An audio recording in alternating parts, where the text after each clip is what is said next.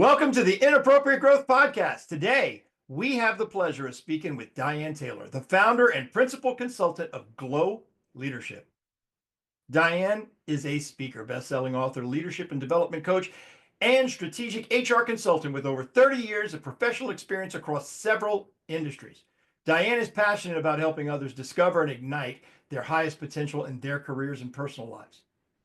She has spent her career developing a deep understanding of humans, the way we behave, and how to bring out our best. What sets Diane apart from other coaches is her deeply intuitive insight and empathy of others. Through her own personal childhood tragedy, she learned the hard way how to take her power back and take care of her own well-being. She emerged a victor. It is her purpose and passion to hold a space for others attempting to overcome unprocessed emotion and the unhealed wounds that are ultimately holding them back from the life and success they truly desire. It is our purpose and passion to get inappropriate.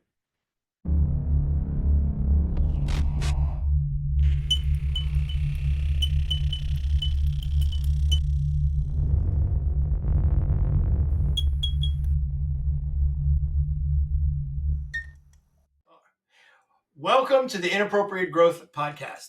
Today, we got a special guest. We've got Miss Diane Taylor, and so I don't mess it up, why don't you tell people listening and watching where you are, what you do, and how that all came to be. Okay, thank you. Well, first of all, thank you for having me today. It's a pleasure to be with you and your listeners.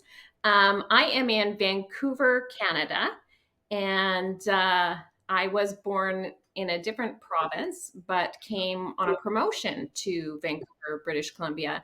I was really drawn to live on the West Coast because I love the ocean and the mountains and the greenery and the much more mild temperatures. But I did come through work with a promotion, and I am a strategic leadership coach, facilitator, speaker, and now best-selling author. So is this your first book? This is my first book, yes. Tell me about the book. Sure. So Elevate Potential, A Conscious Approach to Success is my book. And what drew me to write a book was, first of all, I wanted to help as many people as possible, and not everybody has an opportunity where their company will bring me on to work with them. So people can, work with me through reading my book. In my 31-year corporate career or 20-year corporate career, 10, 12 years on my own, what I've learned is that people do not really understand why they're not being successful, why they're not getting promoted, why they're struggling in life. So what I wanted to do, and I do this with my clients when I work with them, but I wanted to do it in a book format so more people could get access to it, is to first of all share my own story and how that created impacts in the way I was showing up, and then tell people the real reason they're not creating the success that they desire, and then walk them through, provide them with a roadmap on actual things to do to get to a place where they can create the success they desire. And, growing up and even in my career and even looking now at what's available out there, there doesn't seem to be this type of work as common. When we look at leadership, we really look at traditional leadership, traditional school, and it's not helping. Companies are investing, hundreds of thousands of dollars to elevate their leadership team to, level up their bench strength, and they're not getting the results. And it's because they're not working on the stuff that truly matters. Well, I can relate. I'm one of those people who fears boredom. I'm always terrified. That's my biggest fear. When taking on a project, it's not necessarily the success or the compensation. I'm scared I'm going to get bored. Right. I don't like myself when I'm bored. And we had a pandemic a few years ago, 2020. Yes. You probably remember it. Yeah. I was bored. And so I decided to write a book. Okay. And luckily I did this in 2020, not today. Because in 2020, I didn't know about this thing called Chat GPT, and I'd never heard of a ghostwriter. I'd never heard of either of those two concepts. Yeah. had I wrote a book today, it might have been really dripping with uh, AI or Chat GPT. None of that. In fact, but I understand what you were saying because I got like 2, 3 chapters in, and I read a lot of self-help books. I was always in sales, and so you get a lot of rejection. Well, what's the best way to deal with rejection? Some sort of motivation. Well, sales books are always heavy in motivation, Right.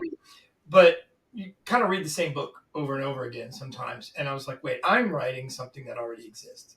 This is not helpful. This is not worth my time. I don't want to write a book just to say I wrote a book. I want to fill some kind of void. So what you said kind of spoke to that. I kind of scrapped it and started all over again, and it ended up being a decent book. But I think it's decent because there's not another one like it. There's better ones, but there's not that one. Yeah, and I think within all of our work, there's probably some messages that are similar in different places, but it's the culmination of what we're saying, the way we say it that may be heard differently by someone that can be really helpful. It could be the way it's said, the timing that it's said that can really shift someone. So, I personally, I invest in AI, but I do not use Chat GPT. I believe that one of my gifts is writing. So I can sniff out anytime someone Chat GPTs me in an email, and it gives me the heebie-jeebies. Well, fortunately, my wife cannot. While I'm pretty wordy and I'm good at writing, yeah, I'm terrible texting. right. My timing is terrible. I think I said something, but I didn't press send, or I didn't do. I imagine myself anyway. I did terrible. Well, I got ChatGPT as an app to where you could just say, "This is what I'm trying to convey," and then it throws out a complete sentence, and it made things a lot better because I was not aggravating my spouse with the way I was responding to text messages. Right. Instead, I was encouraging, I was positive, I was timely. It was a great app. That's what exposed me to ChatGPT. But I wouldn't use it to write a book, but I bet it's a really good cure for a writer's block. I tried it one time because about a year and a half ago, some of my clients were talking about it and saying, "Oh, this is going to replace jobs." And with my corporate career in human resources, I'm like, really? So I'm like, I'm going to test drive this. And at one point, I went in and I thought, I did the prompts, write a blog post about blah blah blah blah, and I thought, well, I could just get ChatGPT to write it, and then I'll just go in and edit it and make it sound like myself. I couldn't get what it had said was so engineered, in my opinion. I fell in love with it right away. I love the applications I was using for it. I was like, man, I'm going to set the world on fire. And I have this daughter who is so much smarter than I am. So smart. She's brilliant. She last year she finished law school, number 2 in her class. Wow, And wow. she worked full time the whole time she was in law. I mean, Yeah. Brilliant person. Always been. She's never made a B. Right. My kids don't know this, but I once made a B minus, and my mom put that crap on the refrigerator. Like, Paul made a B minus. Let's celebrate him. I went to law school because I talked my way in, and I graduated last in my class. Mm-hmm. My daughter goes and graduates second in the class. So I'm now going to her with questions. It's not the other way around anymore. But I was telling her about ChatGPT, and she was working at the firm, and she wanted to impress them. And she said, they want me to write a brief and find some case law on this obscure law. I was like, oh my God, Jada, ChatGPT, and tell ChatGPT to give you the federal and state legal statutes or citations. Right. Yeah. She goes, oh my God, that is brilliant. And she did it. And she said, Paul, there's a problem. There's a problem. These cases don't exist. There are cases that are looked, and I was like, of course they exist. Look in a different index or something, they may just be citing it different than you cite. No, these are made up cases. This is ridiculous nonsense. I'm like, I'm not letting myself believe that because I'm so in love with this new little toy. You Right. can't be serious. A week later, she sends me the article. I don't know if you heard about that famous lawyer that got fined and almost lost his bar license Oh, for no, I didn't. called the Chat GPT lawyer filed Oh, a brief on behalf of a client. It was 100% Chat GPT, and it was full of citations of cases that did not exist. oh goodness. And he Yeah. said he finally admitted in an interview that he's done that dozens and dozens and dozens of times, but no one has ever noticed. Wow. Somebody actually did what my daughter did and read it and said, "I can't give this to my boss. These don't exist." Well, So good for if you her. use ChatGPT in any factory, it's Yeah. great and it's evolving and it's getting better every day.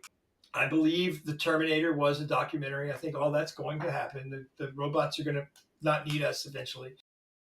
For now, the early days of the computer's thinking is happening, and it's kind of Yeah. fascinating. Well, I would like to get one of those Tesla robots to take my garbage out to the curb every day. Well, yeah, that would be it. My driveway is very long. Yeah. See, that might work for me because I don't have a husband, so I could just get one of those Tesla robots to Yeah, help me out do the chores you moved to the West Coast for a job, but I'm kind of for a curious. promotion. I had a What job. you had a I job, you got promoted. Yeah. What inspires you to start your own business? I think like my father was an entrepreneur and he always worked for himself, so I think it's always been in my blood. But in 2012, I was working with one of Canada's largest retailers in a corporate human resources role, managing the Western Canada team. And during that time, we went through we were downsizing. I did laid off thousands of people during that time frame. And so I knew that my number was coming. I think I closed 5 big box stores and moved 5 support departments to another province. So, that impacted a lot of people. I knew eventually my time was coming. So that it ended off with me cutting my own team by 2/3, and then my number came up. So I had that insight it was coming. So I thought I would take that opportunity to start my own company at that time. So that's what I did. I just made the transition at that time. I was fortunate to be recognized as a leader in my field the year that I did the transition, which helped, in terms of marketing, and started self employment from there. That sounds pretty rosy and smooth, but were there any challenges? No, no, it's never rosy and smooth. I think becoming self-employed has been one of the most humbling things in my life, right? Um, as a single woman with a mortgage and 2 kids, and I think in the first year, about $105,000 pay cut, it was not easy. And it's not for the weak of heart. And I think definitely why a lot of businesses fail is they don't have the runway in terms of, cash or grit, or being beat up over and over again, and hearing no, come back in 3 years when um, you're proving yourself that you're still in business. I just last no 2 years ago now. It's already 2 years. I started working with a client that I had been in a sales cycle with for 10 years, and now we have a great relationship. And I always tease the president and say, it took me 10 years to get your business. Do you remember what you said to me when I came and I was so keen? And so, no, it was definitely not all roses. What would you say? I mean, given those challenges, what was your proudest accomplishments that you did on your own? I, I, I look more at my accomplishments through the people that I work with because I support companies, right? So I think, I have a program called Glow Online, which is a 16-week Essentials of Leadership course, and it's in a hybrid style. So in 2019, pre-COVID, I developed an online leadership development program. Um, at first, people didn't want to look at it. They still wanted the, full day in the classroom. My challenges in doing that type of training is companies would bring me in to train their leaders. Someone would be sick and they would miss the training that day. Or the reality of the adult learning saturation point is it's 3 hours, not 8 hours. So after hour three, any money on the table is out the window. So I wanted to develop a program that actually created change in leaders. So my program is dripped each week. The leader or the participants receives a lesson and they do the video, they do the worksheet, they apply their learning in the workplace. And then we meet every 4 lessons as a group in a group coaching session. So the participants actually get results. And I think the proudest thing is having finally getting buy-in from companies testing. But then after they complete the first group cohort, that they continue to invest in the training for future people within the company. So I have a lot of repeat customers.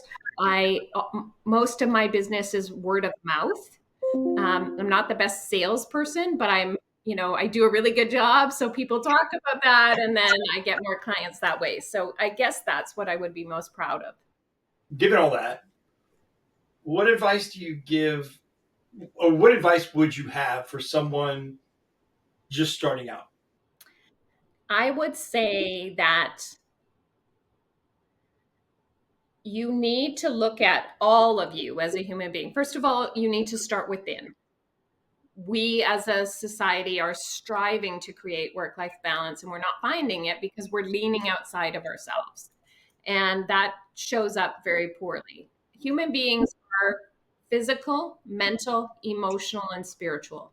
And if we don't create that wholeness within ourselves and we don't look at ourselves and how we're showing up in all of those areas, we're going to not show up well and we're not going to create success. Um, I think for a long time in my own corporate career, I showed up how I thought I needed to show up with a lot of yang or male based energy. And I still tend to show up that way in the let's get results and make stuff happen. I've learned over time to add in my feminine energy to create balance and to have more ease in my life. In my corporate career, I burnt myself out. I did create success. I did climb the ladder, but there was a cost associated with that. Now I create success with ease. And it's through a holistic model of the physical, mental, emotional, spiritual. What are your plans for the future? Plans for the future.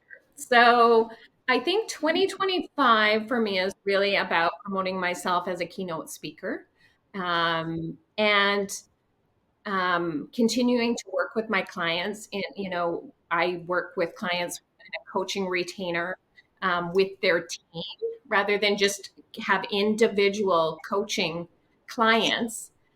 We get better results when a leader of a company will bring me in to work with several of their people, say they're either themselves and their top 3 leaders or top 4 leaders, and I coach everybody because then I can see quite clearly, from the bird's eye view. It's more of an integrated approach that you know it does help. And it's an interesting thing in the business world. People, some leaders will say, well, we don't really need coaching, that's just kind of a nice thing. And maybe that's because they've tried it before and they didn't have success, but that's not what happens with my clients. It's they understand that in order to be a winning team, you need to have a coach, right? How many coaches does a Super Bowl team have? They have specific coaches for each section of the team. They have an overall coach. They have players, yes, but they also have coaches. And it's a model in the sports world that's proven to create success. Why aren't we applying that in the business world? So um, the clients I work with, and I work with their team, I build winning teams in collaboration with, the leader that has decided to make this investment in their team. What are you seeing as some of the biggest challenges for leaders today? Well, always, it's from the beginning of time, there's always the communication issue. But from my perspective and where I sort of hone in, what my superpower is understanding human behavior, right? So leaders are in a position where they have business objectives and they're focused on that and how to achieve that. We talked about AI, we talked about robots. People are not robots, and people, you cannot control people with AI. You need to understand humans, how they behave, what their needs are, what might make them work, how to effectively influence them. When you learn that, your life changes. And I find that most leaders don't know that because leaders are human beings too. And the reality is, human beings are egocentric. It's not selfish, it's just the way we're wired. So as soon as someone says something to us, we're thinking about, well, how does that affect me? And what is that? But when we can think about when we're messaging to people, how they're going to think this. So what do we need to say to them to easily create buy-in so that we can all work together to move towards the business objective rather than them going sideways, and then your leadership role becomes herding cats. So I think that would probably be, the most significant thing people could learn or apply that they're not so necessarily gifted at, that can make a big change. And that's how I can help. That's interesting. Your answer is kind of illuminating because I was doing something and I didn't know why I was doing it. I worked with a lot of small law firms. I understand that particular type Yeah. of business. And lawyers, when I meet someone who is a lawyer who is really good at sales, I assume, probably unfairly, but scary accurately, that they stink in the courtroom. And when I meet a lawyer who is a magician in the courtroom, I assume, scary accurately, that they are awful at sales because they're if they're the owner of the firm, they have to do marketing and sales as part of the Right. business owner. Yeah. Well, I would often tell lawyers to go and read these, elementary 101 level sales books because I was always in sales. I always had to read all these sales books. But there are people who have been selling used cars for 6 months who know things that these, terminal degree attorneys with doctorates don't know. It's the psychology because you have to learn. If you've ever purchased a new vehicle, you've been in that situation where you're in a cubicle and they have your keys and they leave you there and they're pretending to talk to a manager about the deal and you're stuck and you might be arguing with your spouse about it and you have no control. Then they come back smiling and you were just looking and now you're going home in a new car. It's like, what the hell happened? Why have they been doing that in car dealerships for 60 years? Because there's layers on layers on layers of psychology in there and it works. And if it's not broken, you don't fix it. And so that model just repeated itself all over the world. There's psychology there. There's psychology in sales books that's new information to lawyers. So what you're talking about is, understanding holistically how people think. And correct me if I'm wrong, but this is novel to them.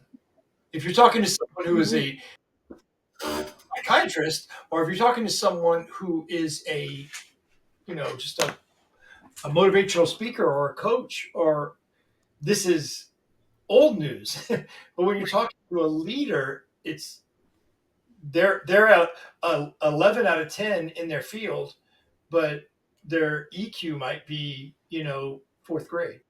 Right. And this is where things sort of come together, like in that holistic model that I speak about, the physical and mental.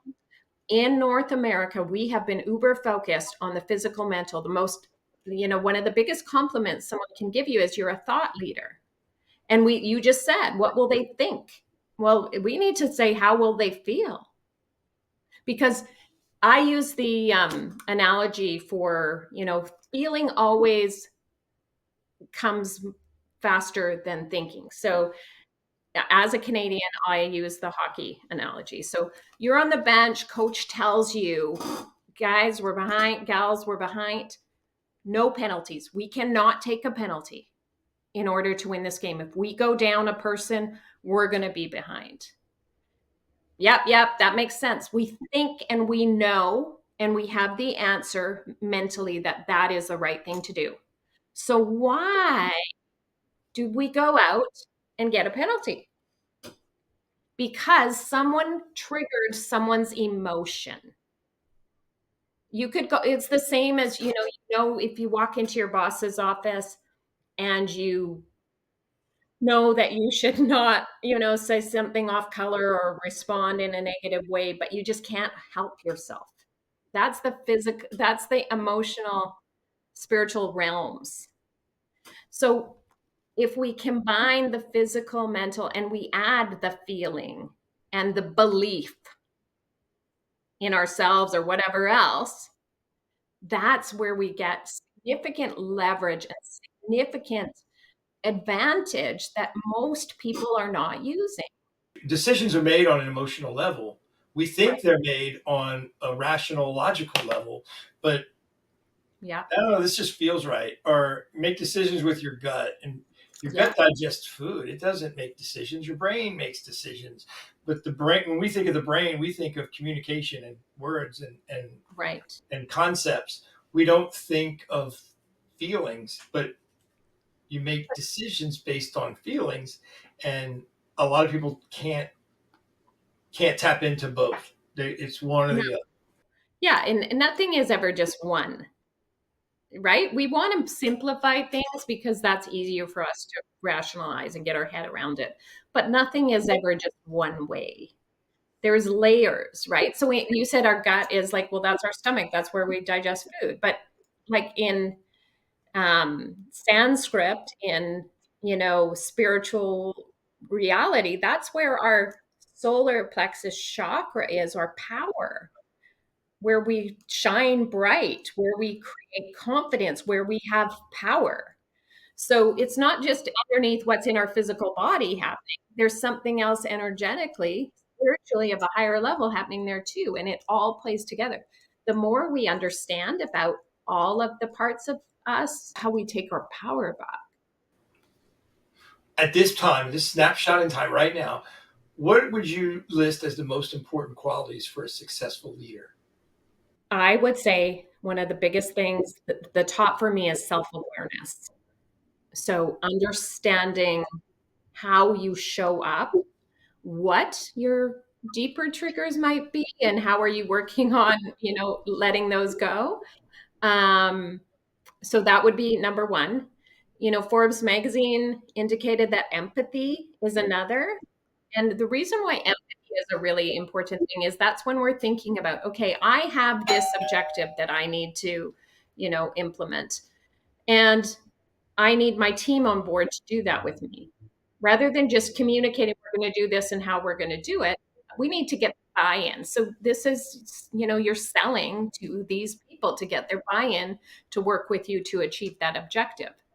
If we have empathy, or like I said previously, understanding of how humans behave, that can be a way smoother process.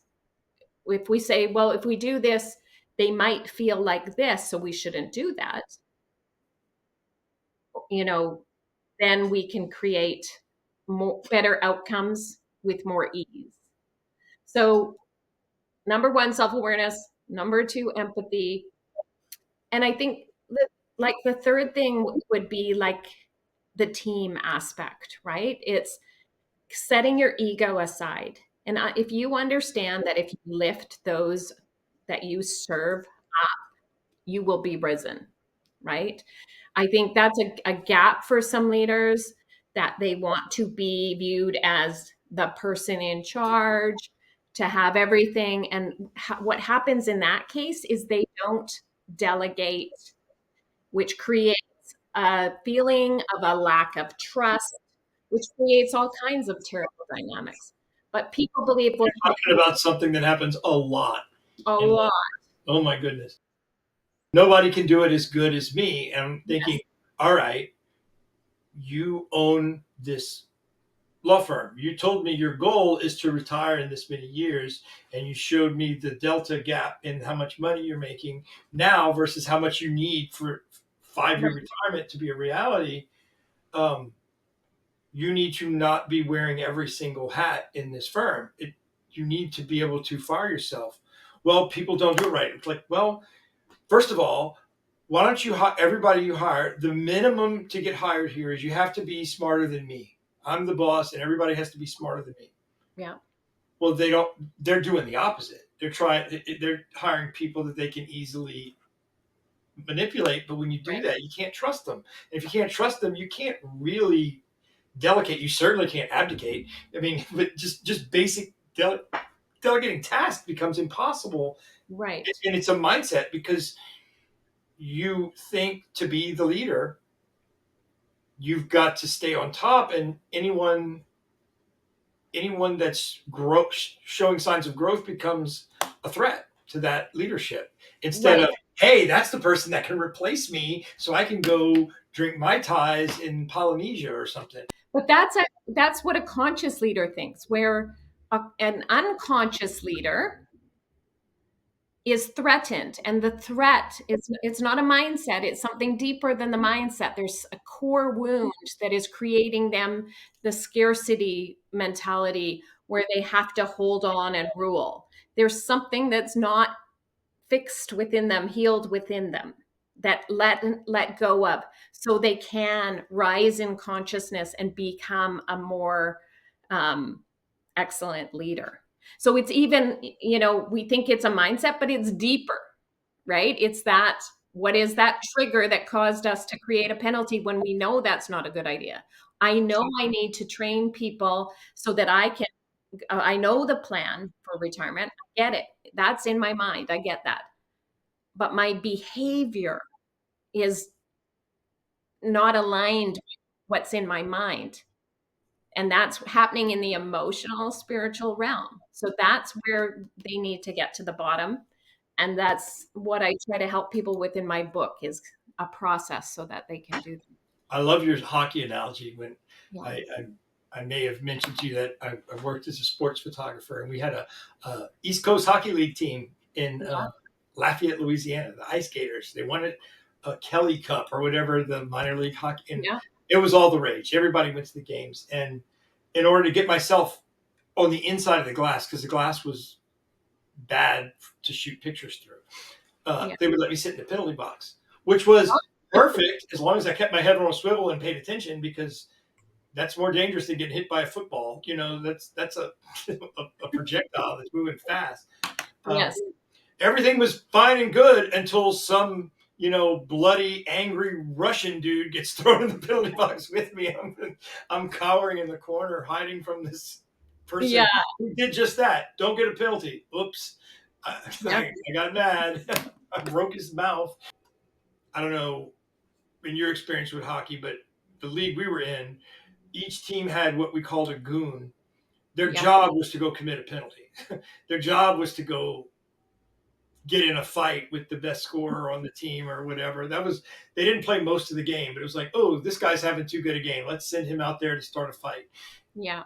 We know he's going to get a penalty, but unless you're the goon, the goal is to not get a penalty. Yeah. Yeah. Exactly. Well, and that's why they typically, when they're behind, they'll sit the goon on the bench so he doesn't, because they know he doesn't know not to. The goon protects the lead, but he can't really help in a comeback. Yeah. What do you think is I guess the key going forward? I mean, I want to think about the inspiration or the fuel to overcome obstacles or hardships, and you talked about work-life balance, but what do you think is the key that people are really looking for? I think the key is understanding that it's a continuous process of growth. And in life, we're either growing or dying. So we have to choose every single day. It's a new year. But every month is a new month. We need to figure out, how am I growing? How am I becoming a better human? How am I growing in my consciousness? And we need to invest in ourselves and our teams to be able to do that. Um, Investing in an expert to help you do that, rather than, you can go read 6 gajillion books and articles and stuff like that. But you're going to just, I see people that, oh, I read 87 books this year. And you can see there's zero change in that person. That's not the answer. I'm I sorry. was working as a coach with people who were working with 4 other coaches at the same time. Right. Yeah. And those were the people that were not really padding my KPI statistics where I was having to show financial growth.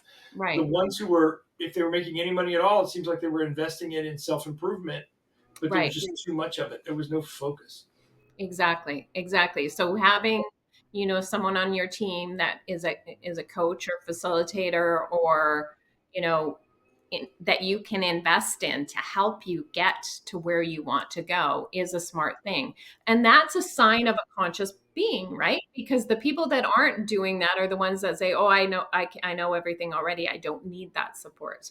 Where the wisest leaders, like you said, will say, "Let's hire someone better at this than me." um, they also know that they need to continually grow and develop. So I think that would be the key. We know, if we want to lose weight, to not eat the potato chips at 9 o'clock at night. We know that in the mind. Losing weight is simple.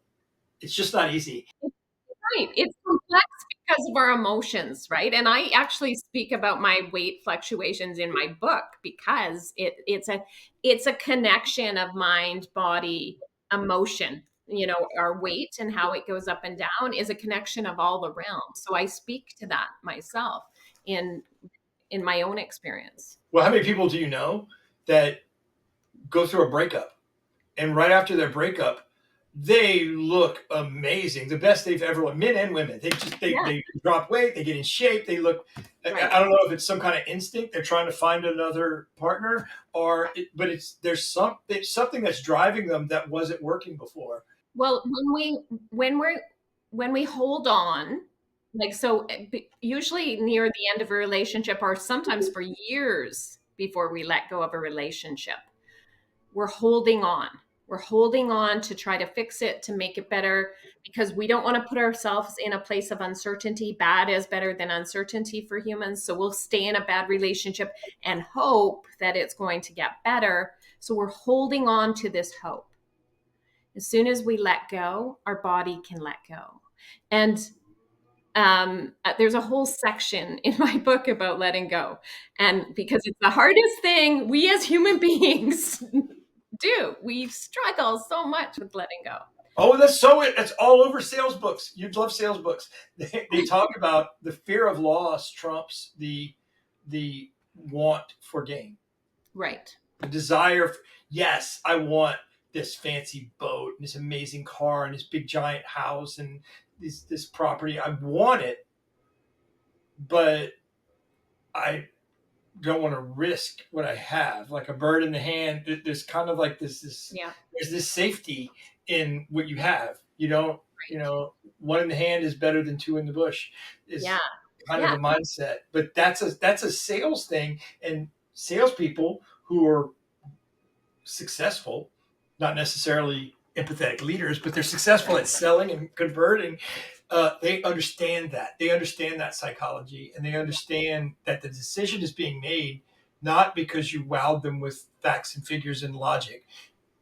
You connected somehow to their fear of losing something, which in selling, you got to say, not buying this, you're missing out.